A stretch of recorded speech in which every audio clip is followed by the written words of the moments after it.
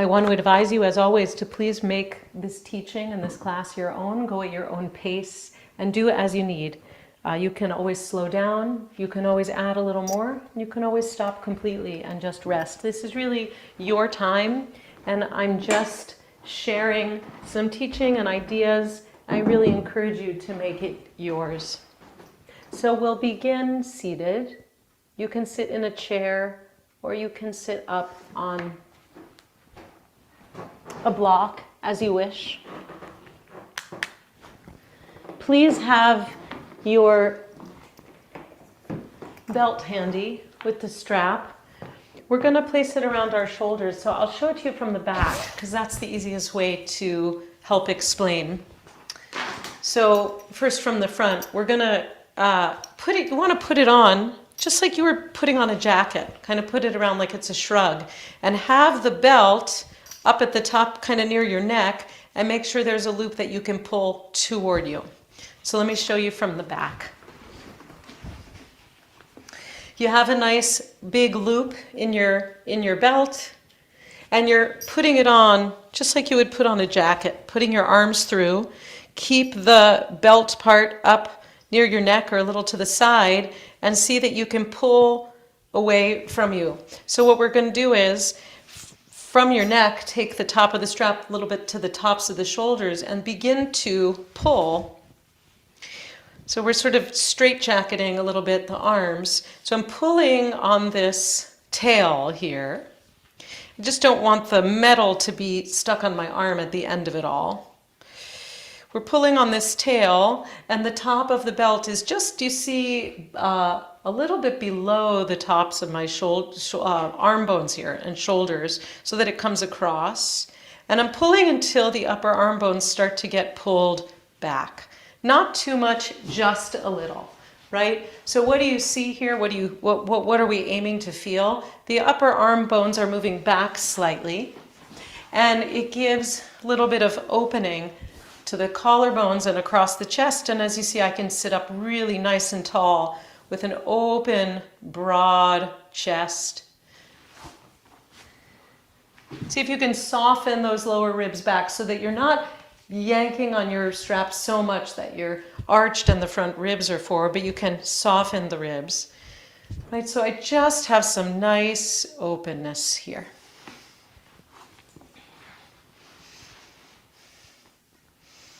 And then place the hands on the thighs.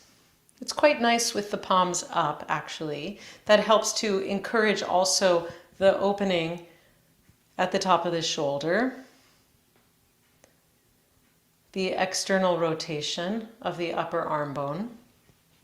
And if you'd like, allow the eyes to close.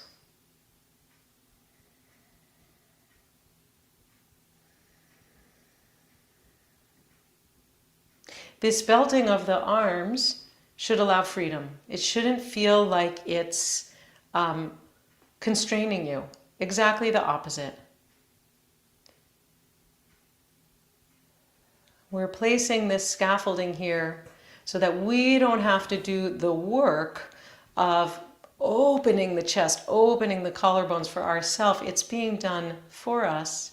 So we can just sit, lift the sternum, and bring attention to the breath coming and going.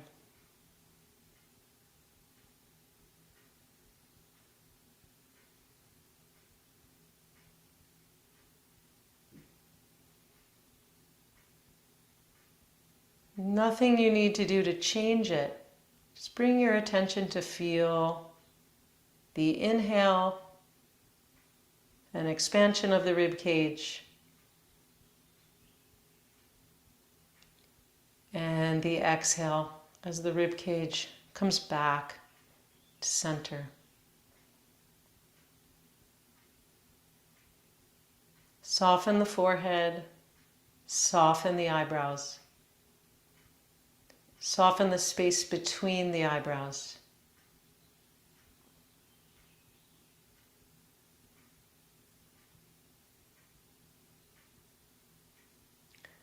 Soften the jaw, the hinges of the jaw.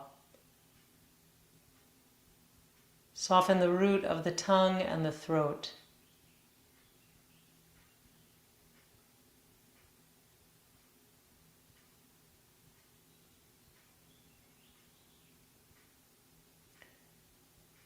And as you're here, allowing the breath to come and go,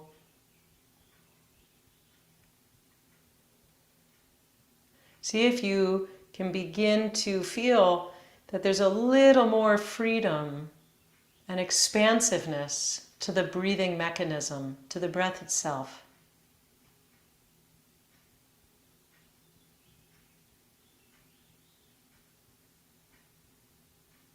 Do you feel anything notable across the upper chest or in the sides of the chest, the area of the inner armpits?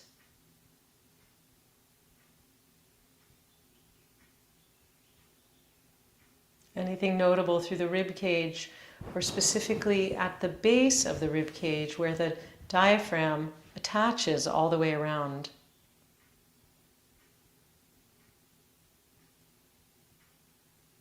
Do you feel any greater sense of freedom?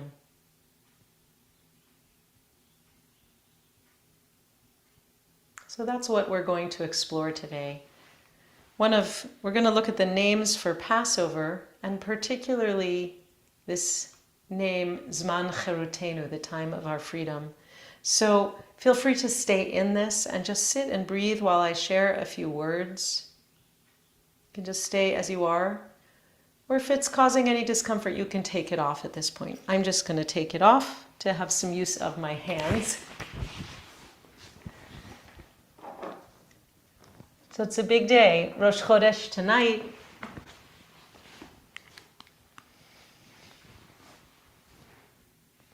The Torah tells us that this is the first month of all the months, Chodesh HaRishon. If you were in the synagogue for Torah reading last Shabbat, we announced from Exodus chapter 12, for the special reading for Shabbat HaChodesh, that Nisan in the Torah is viewed as the first month. It's an important month. And we look at the holiday of Pesach, of course, as the major moment of liberation from enslavement. There's a lot we can apply it to, of course, this year. It's a very intense year, and I'm going to offer actually a Seder supplement at the end of class that you could take a look through for some ideas to bring to your Seder. But I want to take a look at the 4 names for Passover. Chag HaPesach, the holiday of the Pesach offering. Chag HaAviv, the holiday of spring, the holiday of coming into bloom. And we can think of what spring brings up for our bodies as the body changes in relation to what's happening, as we can open the windows, maybe experience, for those of us in the Northeast anyway, we really feel the change, to see the blossoms, to see the air changing, to feel the temperatures changing. I just came from a week in Israel, and one of our stops was at Kibbutz Kfar Aza in the south, one of the places terrorized and brutalized by Hamas. One of the first things I noticed when I got there was this beautiful, huge cactus plant with red blooms beginning. And the cactus in Hebrew is tzabar. It's the basis for the word sabra, the native Israeli, right? That's hard on the outside and soft on the inside was the idea. And I was just moved to tears to see in this place of such destruction, of brutality, of murder, that things can still bloom and come alive again. So Chag HaAviv holds the promise of renewal. Zman Cherutenu, the time of our freedom.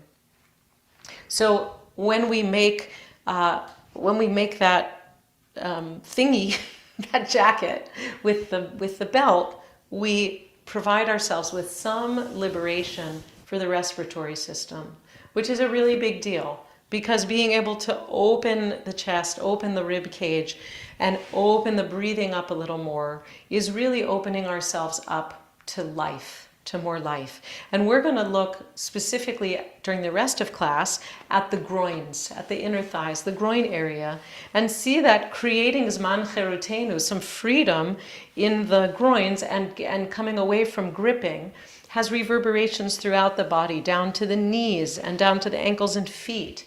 When we grip in the groins, it changes the position of the pelvis. When we change the position of the pelvis, it changes the spine. When we change the spine, it has repercussions in the cervical spine, the base of the skull, the head, neck, and jaw. So just attending to one area here of the body will have reverberation of freedom throughout the body. And that's what I really want to look at today. And just one more thing before we go to the wall, and that is some words from Rabbi Sheila Peltz-Weinberg, our teacher, on the idea of enslavement and liberation.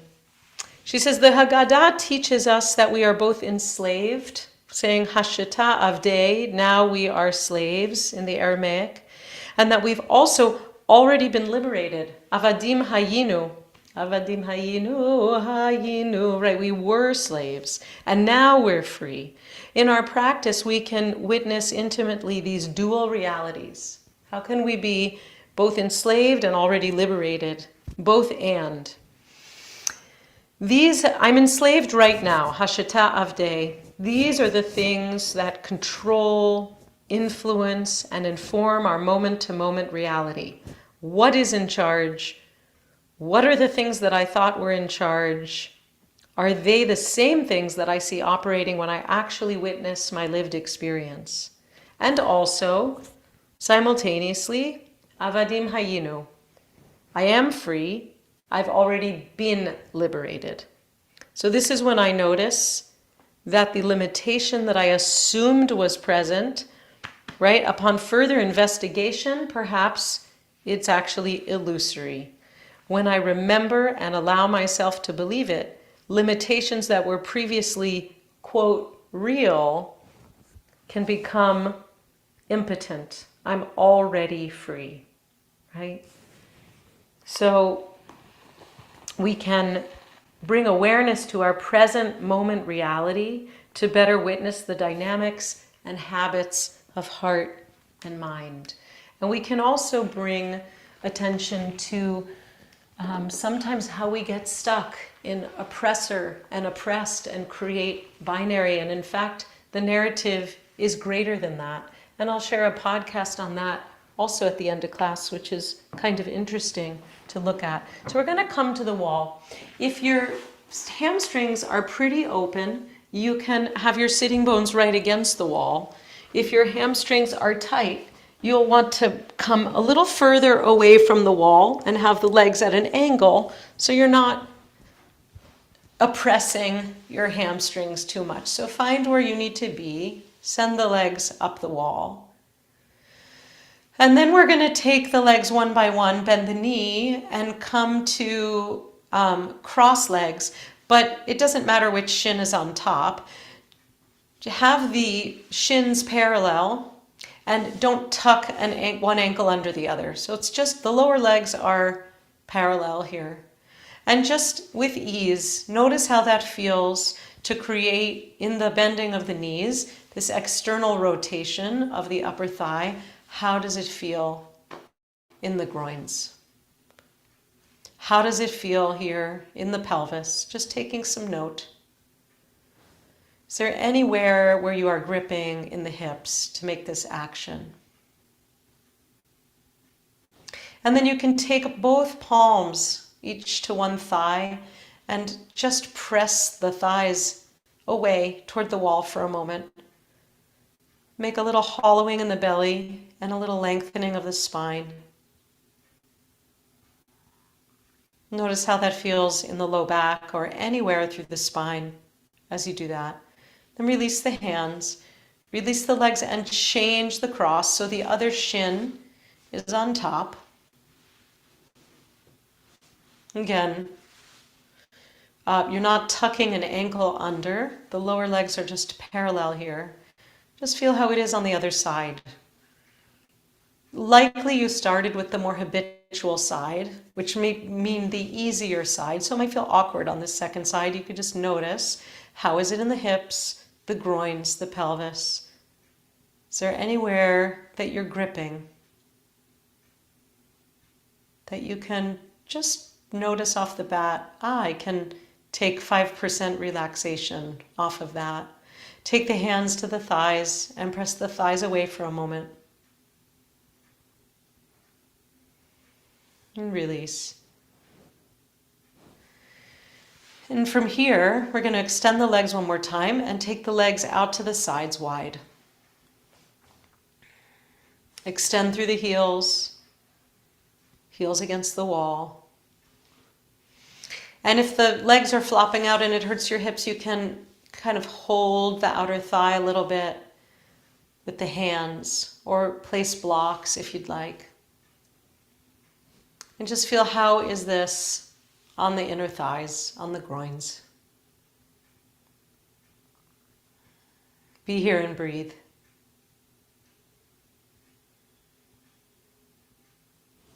Just gathering information here at the wall. How does it feel? What do you notice? What do you observe? Where is there gripping? Where is there freedom?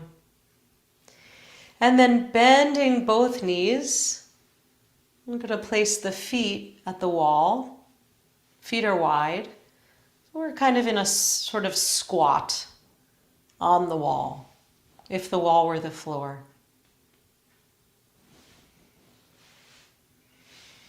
If it's challenging, then you want to take the feet a little further up the wall, change the angles, lessen the angles of knees and hips. If you're pretty open in the hips, the feet can come further down the wall, right? Again, not challenging ourselves too much, just feeling, where is the moment at which I start gripping?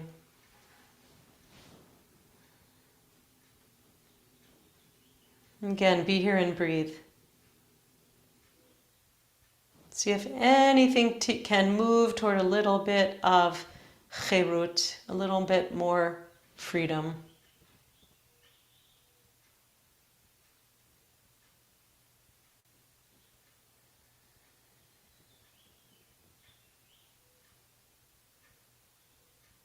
And then as you're ready, roll onto one side. Take it easy and press into the hands. We're going to make our way up to standing. And find mountain pose. Take your time.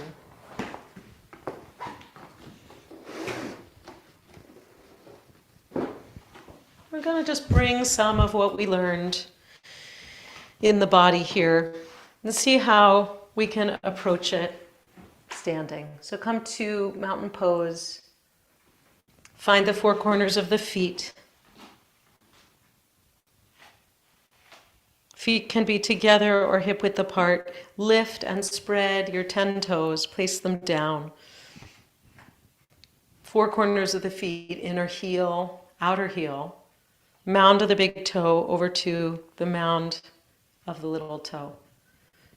Legs are parallel, right? So groins, probably no feeling here, right? Just notice how it is to stamp the feet down, lengthen the tailbone, and send the crown up toward the sky. And now let's take the legs wide. We're going to look at warrior two. So we're going to start to activate here in the groins and see if anything that we kind of, any ease that we found on the wall comes into the standing posture. So right toes turned out and left toes turned in. For this moment, just take the hands to the hips and come in a little bit to the posture, feeling the knee bend, not going past the ankle. Come in and out a couple times, just tracking the knee and starting to feel, where is the engagement of that inner thigh, of the groins on both sides.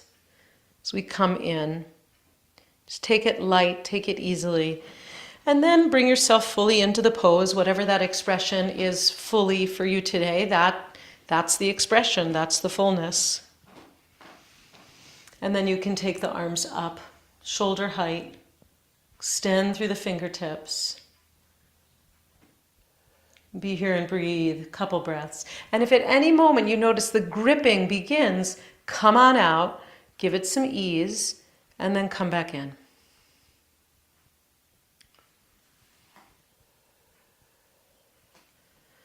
And then release will take the other side. So we can actually give ourselves the permission of Zman Cherutenu, of finding some freedom.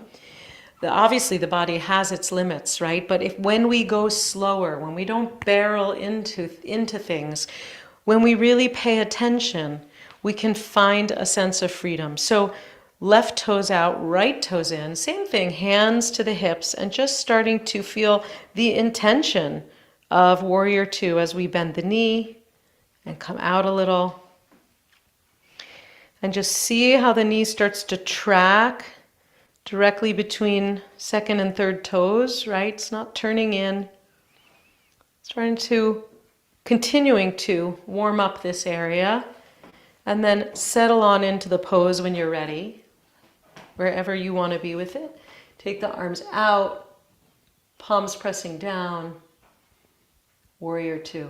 And then just notice if there's a gripping that sets in, like, oh, I'm here, I'm really sticking it out. That's what we don't want. So if you find that, come on out, ease your way back in, and see if you can hold on to a sense of that ease. Relationship of ease. A real intention to come out of enslavement in terms of suffering in your own head about it. And then as you're ready, release. Walk or jump the feet back together. So now that we're activated, let's look at tree pose. Leaning over to the left leg as your standing pose. Feel free to take some balance help with a chair or with the wall as you need. Turn out from the right hip, right? You can just do this kickstand variation on tree. If you want some help with your balance, you can come to the lower leg or you can come to the upper leg. Just don't press the foot against the knee. You never want to do that. You never want to press a joint sideways where it doesn't go. So find your tree pose and see if you can bring up some ease in the inner right thigh by really sucking that left hip in towards the center line. Find a steady gaze point. Be here and breathe. Couple of breaths. If you fall out, no problem. Just come on back in. And then release. And we'll switch to the other side. So the right leg is your standing leg. Turn out from the left hip and find the pose.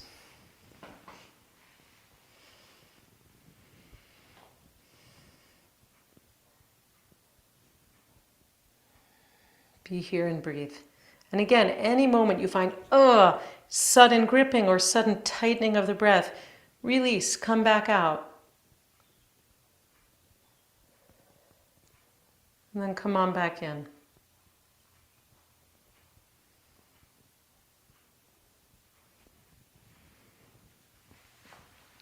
And then you can release. We'll take goddess pose. Haven't done this one in a while. Widening the feet.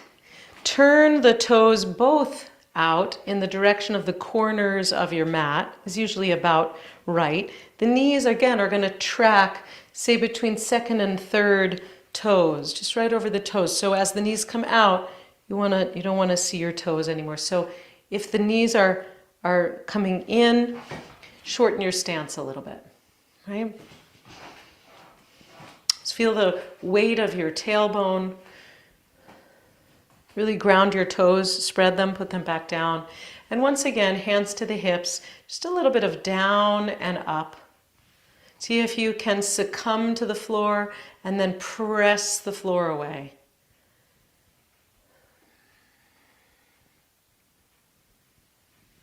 And as you do so, take a look at those knees tracking evenly. Spine is tall. Good. And then coming into the pose, maybe you'll take the arms up, palms forward or palms facing in, however you like. And pause here. Just bring some heat and breathe.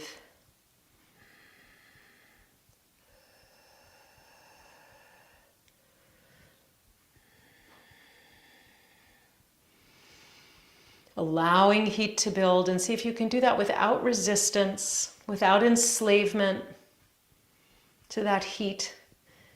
And then release by pressing the feet into the floor and coming on up. Good. Take one more standing pose here. Widen the legs. The outer feet are parallel to the edges of the mat, or the toes are even turned in a little bit. So this is kind of a counter to all of that external rotation. Feel the inner line of the leg from the inner ankles up to the groins. Feel that whole line. Hands to the hips. Inhale, lift up, draw the shoulders back, elbows back, shoulder blades towards each other, and exhale, fold forward. And the hands come to the floor, or to a chair, or to blocks. Extend long through the spine.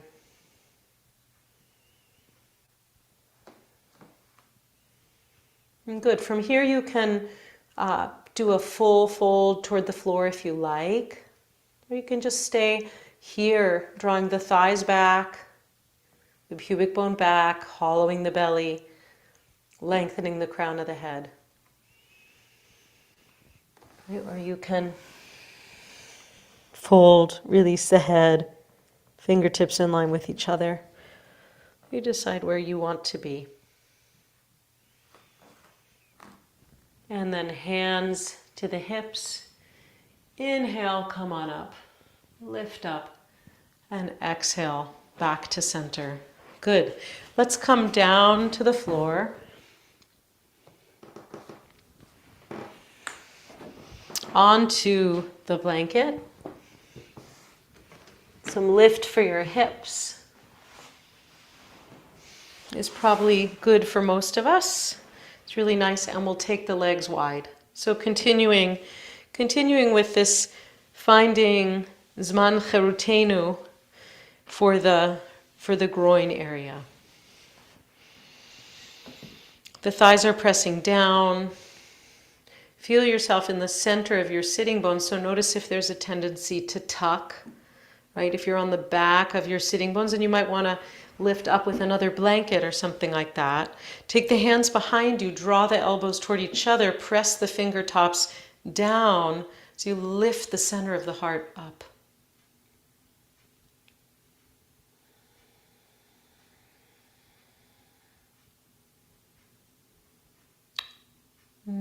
Seeking liberation.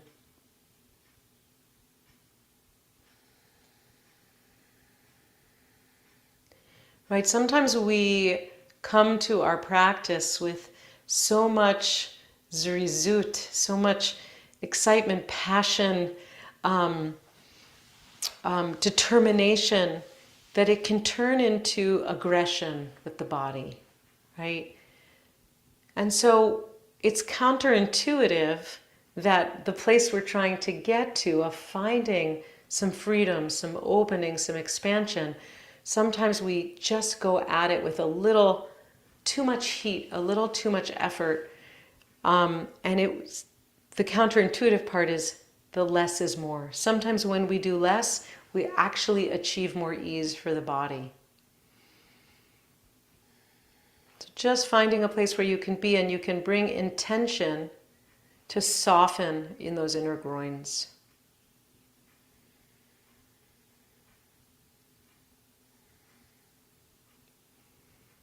And if you'd like, from here, beginning to walk the hands forward and folding forward, inhaling and lengthening, exhaling, coming forward. To whatever extent you like, or you can just continue sitting up.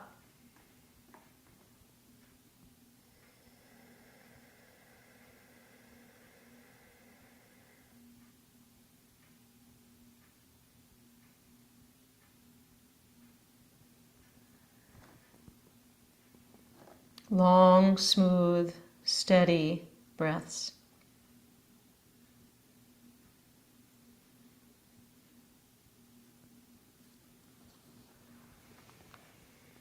And when you're ready, release. Then take your hand. This is a really nice way to bend the knee, to let your hand do it. Take your hand to the inner knee and allow that to bring the leg up. Let the knee bend so that your hand really takes the leg as you come in, prevents you from that gripping.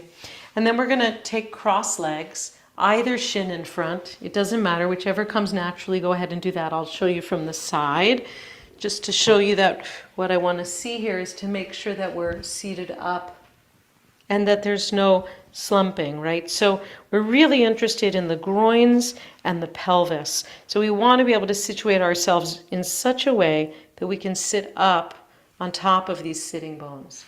So it might mean that you need to do it in a chair, or that you need to take the legs in more of a diamond shape, a little more forward. You'll see what you need to be able to situate the pelvis in a stable way and also keep from gripping in the hips.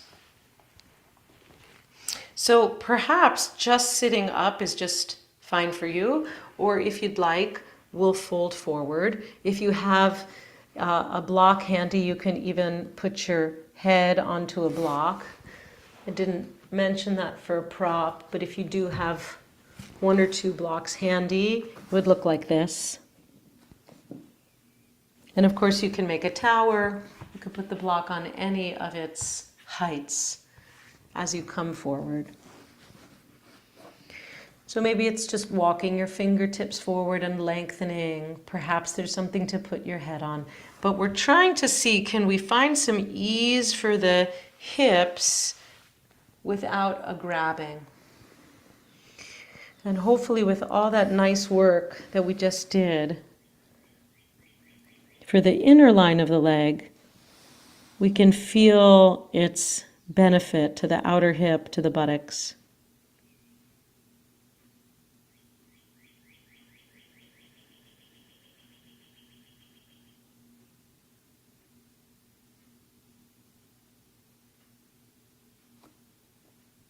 Slow, smooth, steady breaths.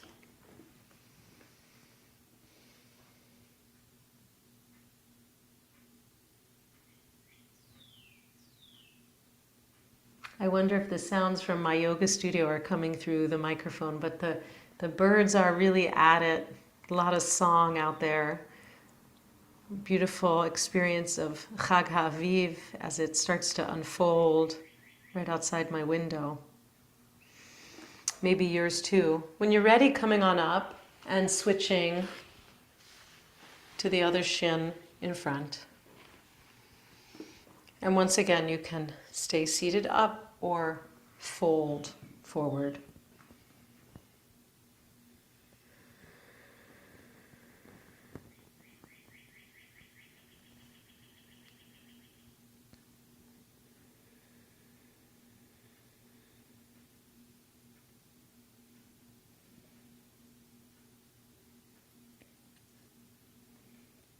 And just notice how it is for you right now, in the hips, in the buttocks, in the spine.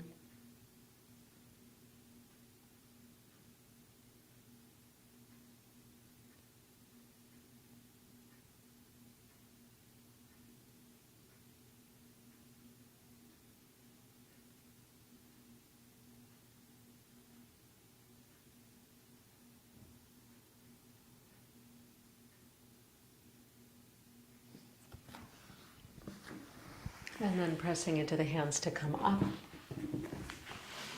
Send your legs forward and just give them a little shake out. And we'll come to lie down on the back.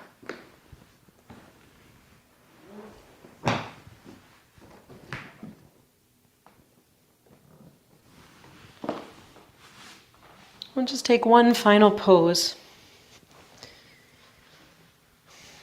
which is a twist lying down. So just take a moment to feel this orientation to the floor, to the earth. Let the spine settle.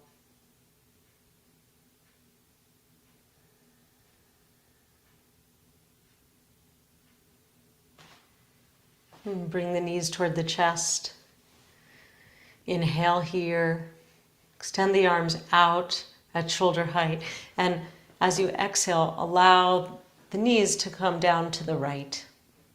Left shoulder blade, left outer shoulder are grounded.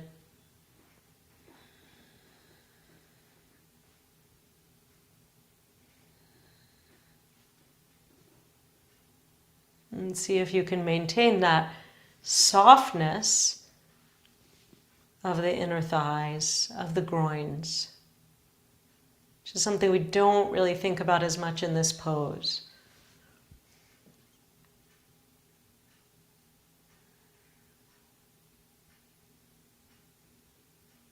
And be here and breathe.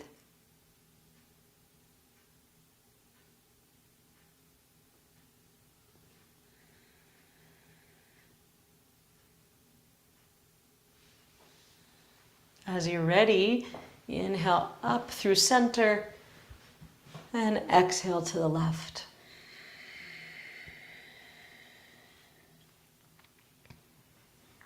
Notice how it is for you on the second side.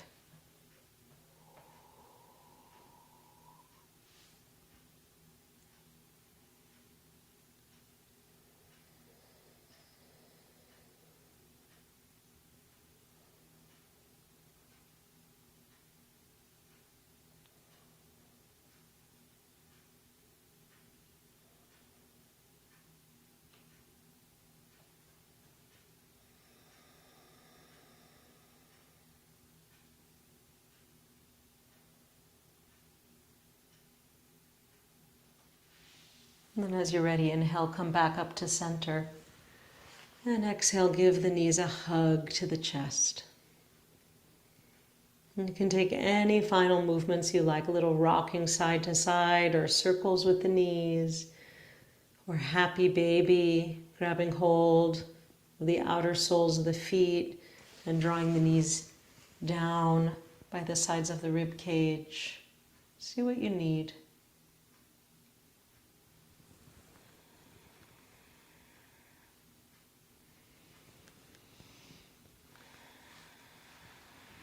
So we really did a lot of work towards cherut, towards finding freedom. The groins, the pelvis, the spine, and now we can just drop the whole project and find whatever's comfortable for you in moving towards stillness. You might, as I'm doing, take the blanket and roll it to make a bolster. You might keep the knees bent. You decide what you need. Maybe you'd prefer to be on your side in fetal position or even prone. Just taking some stillness and some rest. You can remove your glasses if you're wearing glasses. You can tuck your shoulder blades under you like wings, which again helps the collarbones to widen. Allow the palms to face up. Few minutes here of quiet, of stillness.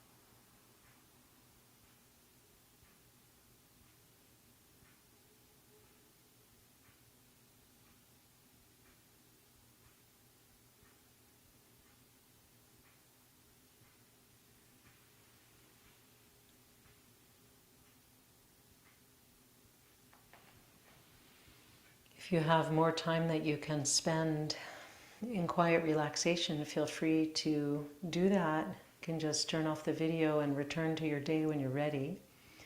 If you're coming back now to the rest of your day, begin to deepen the breath,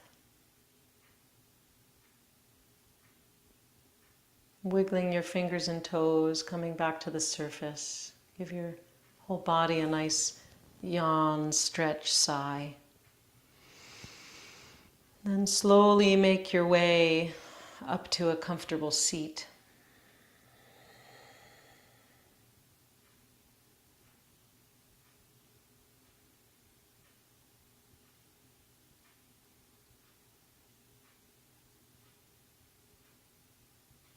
So a kavanah for this week as we start to lean into the month of Nisan, and we'll see the full moon of Pesach in just 2 weeks, to see which of the names of Pesach you connect to very strongly. Is it Chag HaPesach? Is it Chag HaMatzot?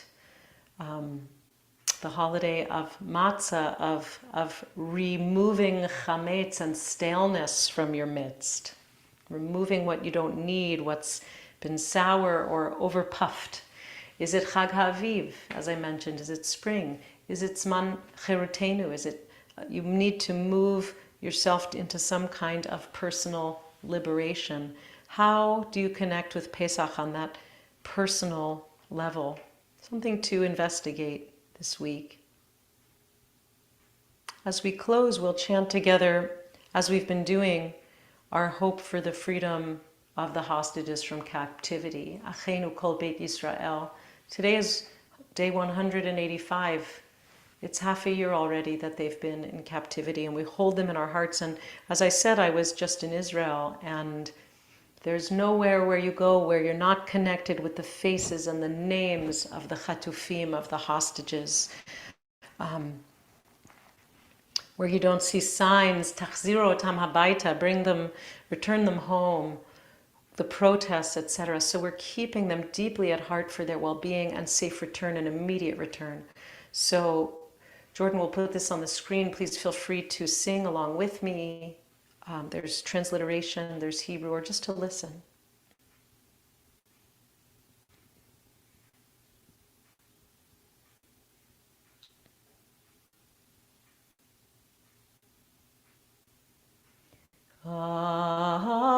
Achenu kol beit Yisrael, Achyoteinu kol beit Yisrael, הנתונים בצרה ובשביה, העומדים בין בים ובין ביבשה.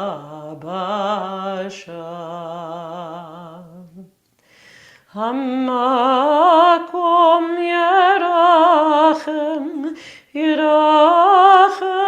עליהם ויוציאם מצרה לרווחה ומאפלה לאורה ומשעבוד לגאולה השתה בגלה ובזמן קריב.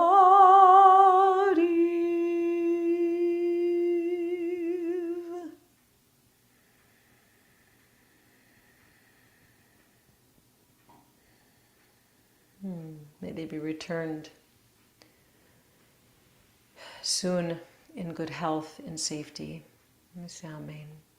As you're ready, you can open your eyes, come back to the room. Thanks so much for joining us today.